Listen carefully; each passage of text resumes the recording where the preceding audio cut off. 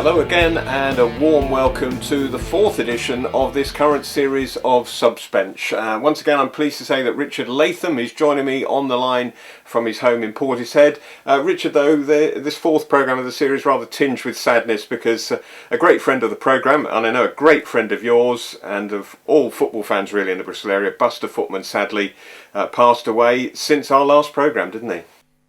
Yeah, last Sunday evening, very sadly, Buster did pass away. We all thought he was indestructible, I think, but he'd been in ill health for a number of years with bone marrow cancer, among other things. Even so, his death came as a shock. He went downhill very quickly in hospital when recovering from something else, and so it was still a shock, and a great shock to me. I was chairman of his testimonial committee when he had his testimonial in 1999, and since then, or even before that, we were great friends, remained friends. I used to see him, every so often. In a couple of weeks of each other, we'd meet up, and I played bowls with him. He was a very keen bowls player, Buster, and I used to play bowls with him on a winter's evening indoors at Parish Wharf at Portishead, and he was just a wonderful, wonderful man. I mean, I can't think of a person I've met in all my years, 40 years as a football reporter and sports journalist, who compares with Buster. He was, not only would he do anything for anyone, but he was fearless in what he did for charity, the stunts he did and the amount of money he raised, over £100,000 for charity over the years. Brilliant at his job, always willing to talk to anyone who'd had any sort of medical problem at all. Countless times he treated members of my family and friends over the years, and he was just a man who would do anything for anyone. He was an example to everybody, and he is going to be greatly missed. Just an example, I've got a little list here of the ex-managers and players who contacted me about Buster since his death last Sunday, and it reads: Joe Jordan, Jimmy Lumsden, John Ward, Terry Connor, Lewis Carey, Rob Newman, Martin Scott, Wayne Allison, Cole Skuse, Mickey Mellon, Gary Marshall, Brian Tinian, Mickey Tanner, Scott Murray, Gary Hours, Tom Ritchie, Jerry Sweeney, Alan Walsh, Leroy Rossinia, and Chris Honor. Now that's just the people that have contacted or I've spoken to who are going to desperately miss Buster, and I can't speak highly enough of the guy. What he did as a physiotherapist for Bristol City was wonderful, terrific, and all the managers who worked with him say what a terrific physiotherapist he was, but outside of that he was just a wonderful human being, and it's true to say that was a poorer place to be without him. Yeah, absolutely agree, and Rovers fans have been on social media as well saying much the same thing. Forget all the rivalry, what a great bloke he was, and he certainly was, wasn't he?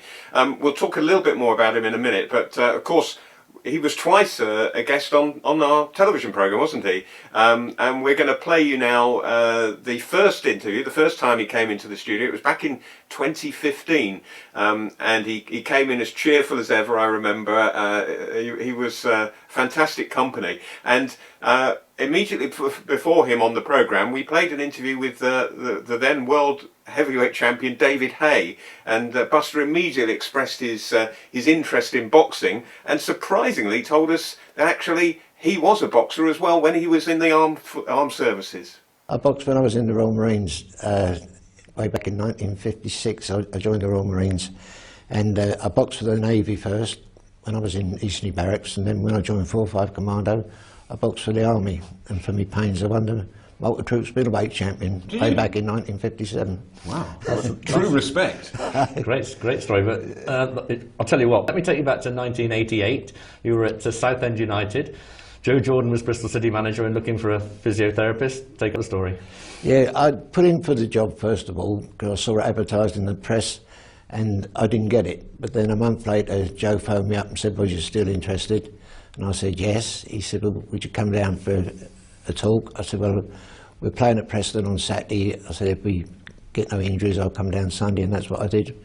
And we had a look round and Joe took a chance on me, and I've been so grateful to him ever since. And a wonderful career at Bristol City followed, and 2 promotion seasons, the first one under Joe. What do you remember of that team? Oh, it was a great team, wasn't it? We was really going well then, and because we had the run as well in the Cup, when we got to the semi-final and got beat by Forest. That was the previous season, wasn't it? Yeah. And it was just the start of a wonderful time, really. So lucky to be a part of all of it. Bob Taylor scoring goals for fun. Yeah, and we'd have won the league if he hadn't got injured. I mean, I stood there with the number in my hand waiting to get him off, and he ran out the wing and pulled a hamstring. That was an incredible story, wasn't it? Because Bob was so important to City, and he scored a hat-trick, hadn't he, against, if I remember rightly, it was against Crewe at Ashton Gate? Right, yeah. And the number was in your hand to take him off when he got injured. Yeah, a couple of seconds, and the ball had gone dead, he'd have been off, and we'd have probably won the league. That's amazing, isn't it? In those days, medical science is continuing advancing, isn't it? But did you have all the facilities that you needed in those days, or has football improved greatly in what physios have now? I think we did.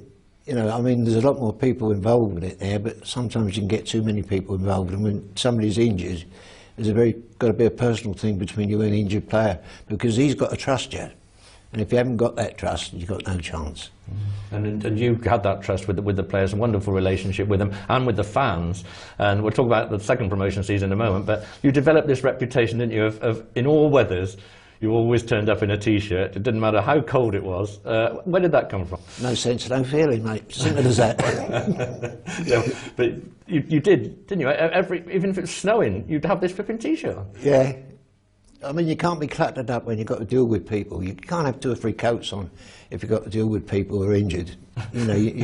And I just felt comfortable like that. Well, it certainly earned you the respect of the fans. And the second promotion season was under John Moore with Terry Connor as coach. And I always remember them bringing you out onto the field, waving to the crowd. You were very much part of the team that were running Bristol City then at the time. Wonderful memories again. Oh, yeah. I've been a very lucky man. I used to do what I did 7 days a week and got paid for it. You can't be no luckier than that, can you? Well, you've put a lot back, Buster, because this is a man, remember, who's raised over £100,000 for charities, various charities over the years, doing abseiling, doing parachutes, doing walks. Goodness knows what. This man has done everything to raise money for a lot of children's charities in particular, Buster. That must have given you a lot of satisfaction. Yeah, it did. We did quite a few for the old people as well, and we made a lot of kids and old people laugh by providing things for them. And the satisfaction you get from it is unbelievable, mate. You've actually climbed Mount Kilimanjaro, haven't you? Yeah, I didn't get quite to the top because I got the altitude sickness and my legs went.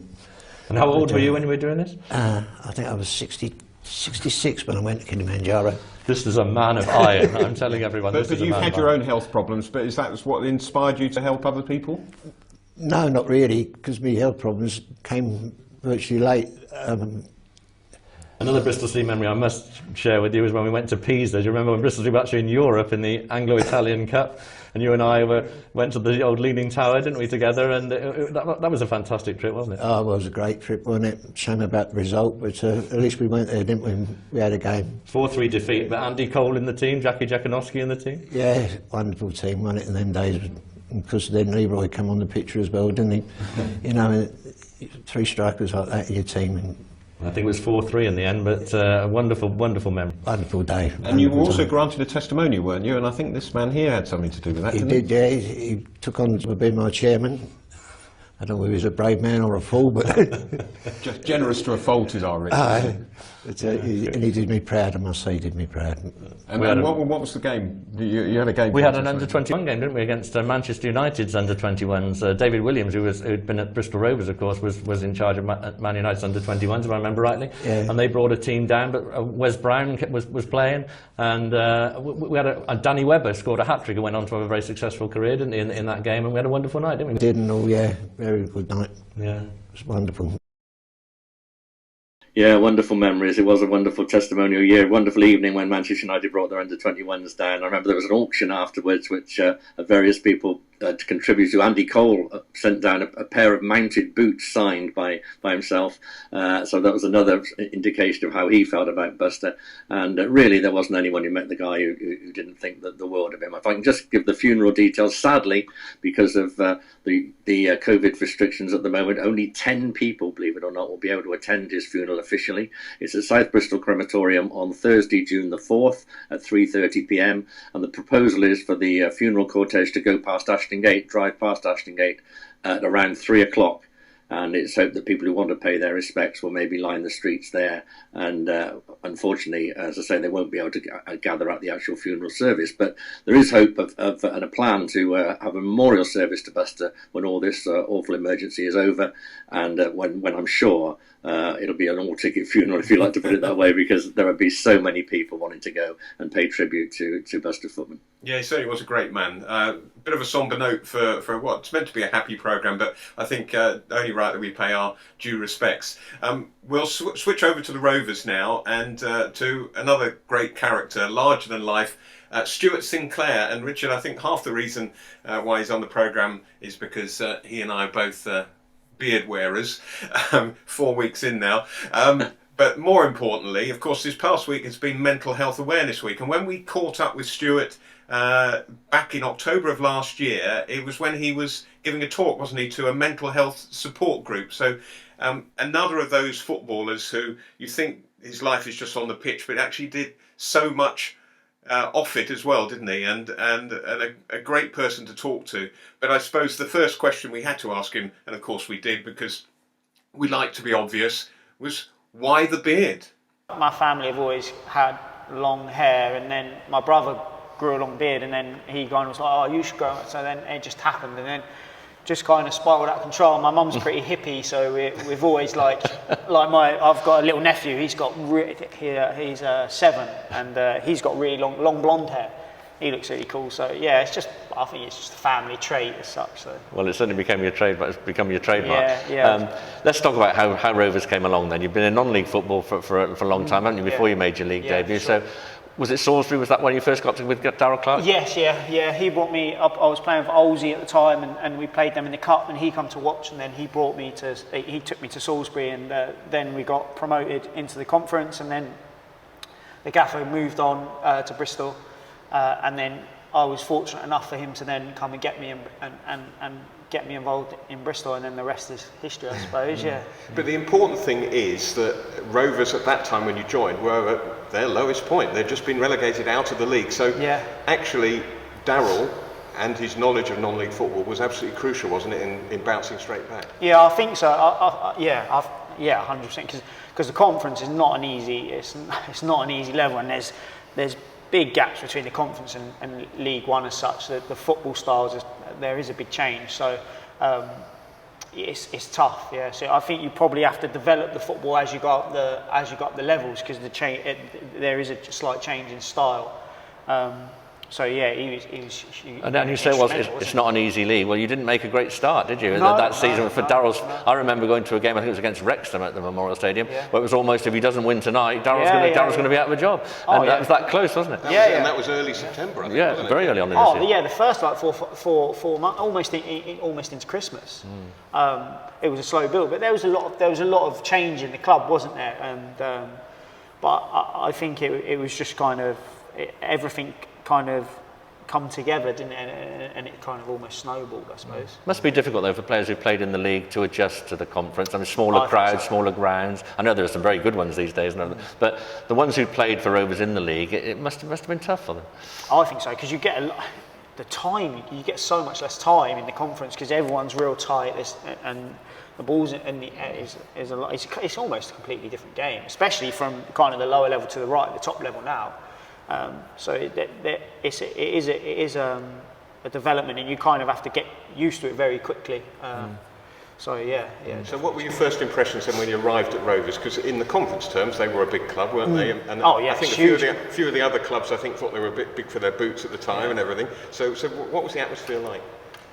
I don't know. Maybe I looked at it as with rose-tinted spectacles or whatever, because I just thought it was an amazing opportunity personally, and I thought it was an amazing opportunity to be able to be involved in something that could progress forwards. So I loved it. I loved every minute of it. I loved being involved in it, and I always found kind of being able to play in front of that many people was an absolute privilege. So yeah, for you it was the opposite. You were coming from lower crowds. Yeah, 100%. So for me, I just looked at it as an amazing opportunity, and I wanted to get every ounce out that I could.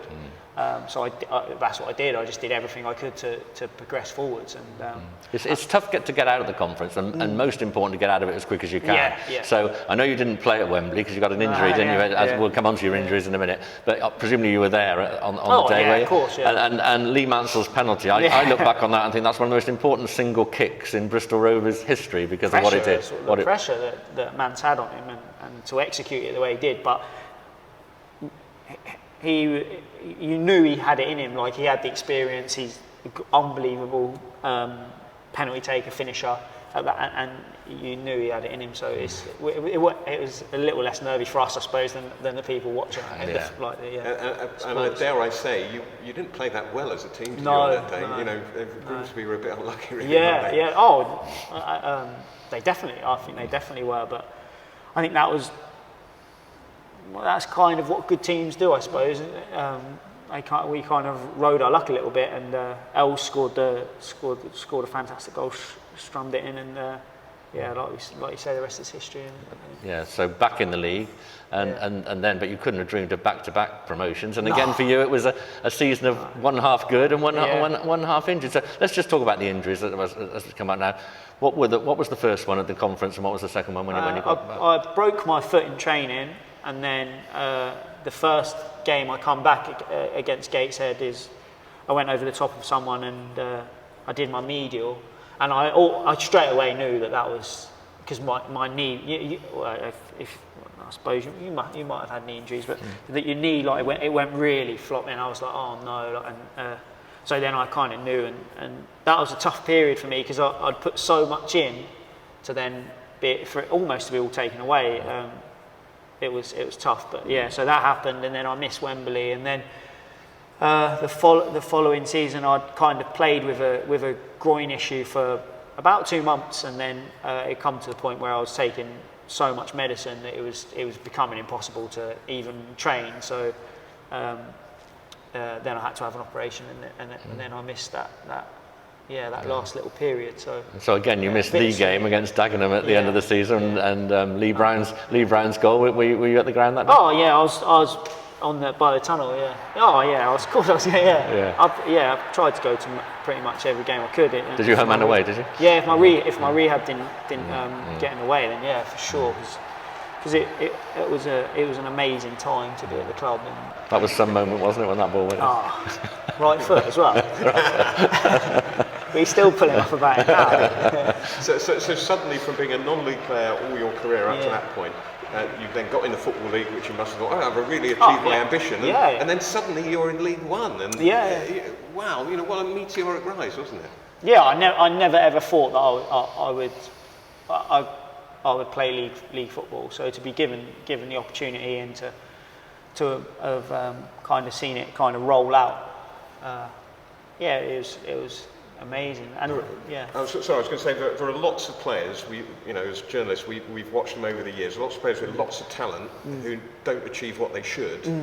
You maximise. You were never going to be European Footballer of the Year, but you've maximised your talent and achieved way more than perhaps anybody. Even yourself. Oh, for sure. Like when I got released at 18, I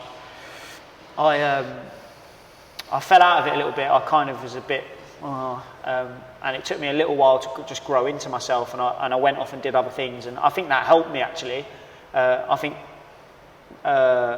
as a young footballer now, you're involved in it so much that sometimes being able to come away from it and experience something different gives you a completely different outlook. Like I was in it so much, and then when I come out of it, I had to speak in front of people and learn all these other skills that it never occurred to me to. And I think it developed me as a person, and I think that helped me then to kind of maximise what I had. And it's just an amazing opportunity. So I just thought you got to give it a go, haven't you, and do as much as you can. And I feel like if when I do finish, I feel like when I look back on it, I feel like I have kind of tried to get everything out I can, and I think that's almost more of an achievement than playing in the league or playing in League One or playing at Stamford Bridge or being involved in promotions. Is being able to look back over it and think, do you know what, I did everything I could to get everything out, and you can, yeah. Absolutely, you can look back and say you maximised everything. I think like any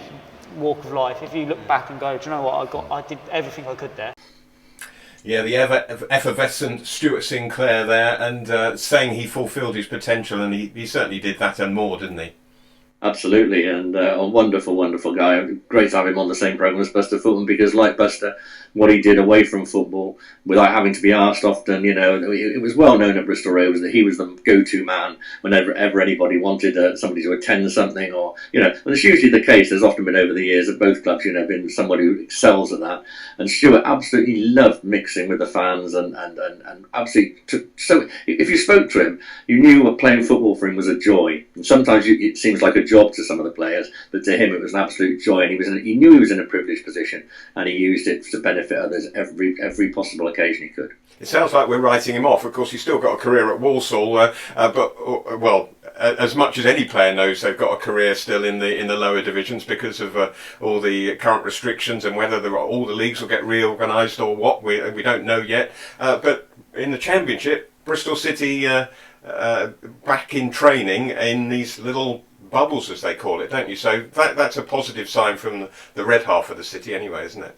Yeah, starting on Monday, and they're going to, I think groups of 5 is the most they can have, so they're staggering the times players come in. Huge amount of restrictions over it. If you look on the website and the story of what they're doing, there's a huge long list of what must be done and can't be done as far as players coming back in the current situation. So we're a long way yet from training as it used to be or as it was, and everybody being together. A lot of things to be decided yet. As for the lower leagues, they don't seem to better make up their minds at the moment, do they? We thought it was going to be decided that League Two were going to be finished, and maybe League One would continue, or both would finish, but nothing absolutely decided yet. Seems there might be playoffs, even if they don't play the league matches. One thing we can be certain of, though, there won't be any pre-season tours, will there? Because they'll all be in quarantine if they have to come back from somewhere.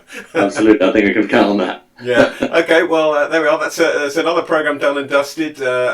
Some great memories there from Buster and from Stuart Sinclair, and we hope you've enjoyed it. And do get in touch, of course. Email address on the screen as ever, or you can post on either Facebook or YouTube under the video to let us know your thoughts. And we'll be back next week with some more, with who knows who from our vast archive. But certainly someone from Rovers, someone from City, maybe even a surprise guest as well. Who knows? I don't know. You don't know either, do you? So I'll see I leave it in your capable hands. So. Oh dear, that's not a wise thing to do. So I'll see you in 7 days' time, Richard. Nice to speak to you. Yeah, look forward to it. Cheers.